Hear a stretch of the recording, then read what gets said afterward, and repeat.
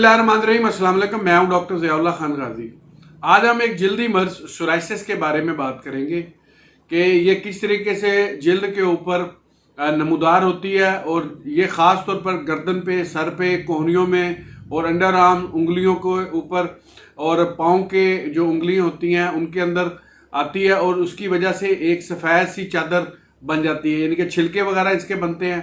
आज मैं आपको इसकी मुख्तलिफ अक़साम के बारे में और इसकी जो अलामात है उसके बारे में बताऊंगा और साथ में आपको इसका होम्योपैथिक इलाज बताऊंगा कि होम्योपैथिक की वो कौन सी अद्वियात हैं, अगर उसको इस्तेमाल किया जाए तो सोराइसिस से बचा जा सकता है। ये एक जल्दी मर्ज है, एक मरीज़ से दूसरे मरीज़ को भी इसमें लगने के बहुत से चांसेस वगैरह होते हैं। तो ये असल में जो सोराइसिस है ये जो अपने खुलियात है, यानी कि जिस्म के जो बॉडी सेल्स हैं, अपनी मिकदार से 10 गुना ज़्यादा बनाना शुरू कर देता है और इनमें सख्त खारिश होती है और जलन होती है। खारिश बार बार खारिश करने की वजह से जब आप खारिश करते हैं तो जिस्म के ऊपर सफ़ेद सी चादर बन जाती है, सारा जिस्म सफ़ेद सफ़ेद छिलके उतरना शुरू हो जाते हैं और इसके छिलके मछली के छिलकों की तरह यानी कि बन जाते हैं और खरिंड वगैरह बन जाते हैं। आज मैं आपको इसकी इकसाम बताता हूँ। सबसे पहले इसकी जो मुख्तलिफ अक़साम है, इसमें सबसे पहले पुस्टुलर सोराइसिस है जो कि हाथ की हथेलियों के ऊपर, पाँव के तलवों के ऊपर और बनना शुरू हो जाते हैं। इसमें जिल्द खुरदरी हो जाती है, छोटे छोटे आबले बनना शुरू हो जाते हैं। र्यूमेटॉइड सोराइसिस जो अक्सर बचपन या जवानी में शुरू होता है, बुनियादी तौर पर धड़ और अज़ा पर छोटे सुरख धब्बों का सबब बनता है।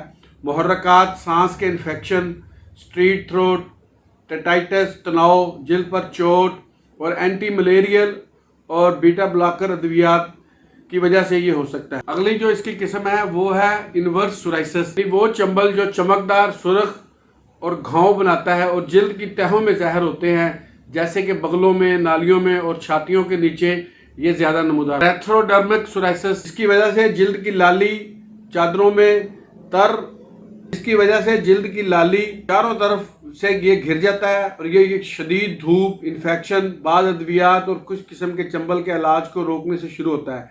इसका फौरी इलाज करने की ज़रूरत है क्योंकि ये शदीद बीमारी का बाइस बनता है।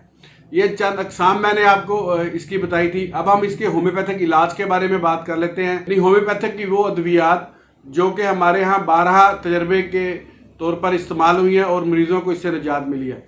अच्छा, सबसे अद्वियात पे जाने से पहले मैं आपको थोड़ा सा बता दूं कि इसमें असाबी निज़ाम का ठीक होना बहुत ज़रूरी है, यानी आपका डाइजेस्टिव सिस्टम भी ठीक हो कि जो मेडिसिन वगैरह आप खाएं वो सही तरीके से आपके जिस्म के ऊपर असर करे। तो ख़ास तौर पे ये कॉन्स्टिपेशन वगैरह का ख्याल रखिएगा और इम्यून सिस्टम का ख़ास तौर पे ख्याल रखिएगा ताकि आपका इम्यून सिस्टम बेहतर हो तो बीमारी के ख़िलाफ़ मुदाफ़त भी पैदा हो। इसमें जो पहली दवाई इस्तेमाल होती है वो है आर्सेनिकम एल्बम।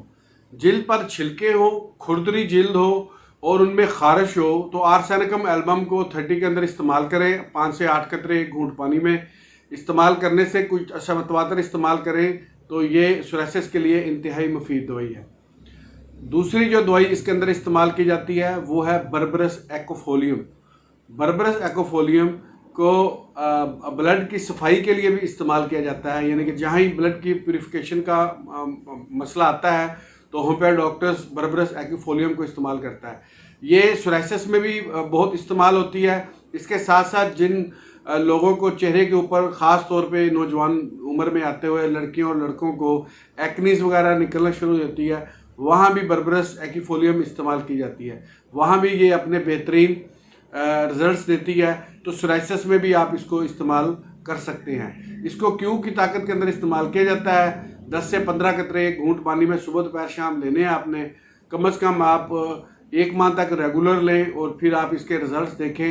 ये जिल्द को अच्छी तरीके से साफ़ कर दें। अगली जो दवाई है वो है कलकेरिया कारब। कलकेरिया कारब उन लोगों के लिए इंतहाई मुफीद दवाई है जो कि गदूद जिनके बढ़ जाते हैं और इसके साथ साथ वो गैर सेहतमंद अज्जा का ज़्यादा इस्तेमाल करते हैं, यानी कि उनका निज़ामी असाब भी कमज़ोर होता है और जो डाइजेस्टिव सिस्टम है वो भी उनका ख़राब होता है। यानी कि वो ऐसी चीज़ें ज़रूर इस्तेमाल करते हैं जो कि सेहत के लिए फ़ायदेमंद नहीं होती। ऐसे मरीज़ों को कलकेरिया कारब बड़ा अच्छा काम करती है, यानी कि जो मतवाज़न ग़िज़ा कंटिन्यूसली यूज़ नहीं करते उन लोगों की मैं बात कर रहा हूँ। आप इसको 30 के अंदर इस्तेमाल करें। कुछ अर्सा इस्तेमाल करने से ये सोराइसिस से वो छुटकारा। अगली जिस दवाई के बारे में मैं बात करूंगा वो है ग्रेफाइटिस। ग्रेफाइटिस के मरीज़ की जिल्द तो साफ़ होती है, लेकिन इसके साथ साथ जिल्द खुश्क भी बहुत ज़्यादा होती है। और इस पर यानी कि जो सोराइसिस के छिलके हैं, जैसे मैंने बताया कि मछली के छिलकों की तरह नमूदार होते हैं, वो बहुत वाज़ेह तौर पे नज़र आते हैं और उनके अंदर खारिश होती है। इस किस्म के मरीज़ ग्रेफाइटिस को इस्तेमाल करें तो ये भी 30 ताकत के अंदर ही लेनी चाहिए। अगली जिस दवाई के बारे में मैं आपको बताऊंगा वो है हाइड्रोकोटाइल। हाइड्रोकोटाइल भी बुनियादी तौर पर ब्लड को साफ़ करने वाली दवाई है, होम्योपैथिक की बेहतरीन दवाओं में शामिल होती है। जहाँ भी खून की खराबियाँ आती हैं वहाँ पे हाइड्रोकोटाइल और इकिनेशिया को इस्तेमाल किया जाता है। ये दोनों दवाइयाँ खून को साफ़ करने के अंदर बेहद मावन साबित होती हैं। आप हाइड्रोकोटाइल को क्यू के अंदर इस्तेमाल करें, इसके भी 10 से 15 कतरे एक घूंट पानी में सुबह दोपहर शाम लेने चाहिए। तो ये इस मर्ज़ के लिए इंतहाई मुफीद दवाई है।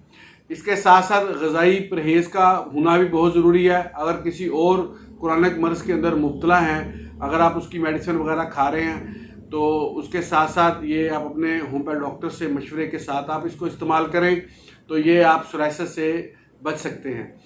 बहुत शुक्रिया, अपना ख्याल रखिएगा और हमारे इस चैनल का भी ख्याल रखिएगा।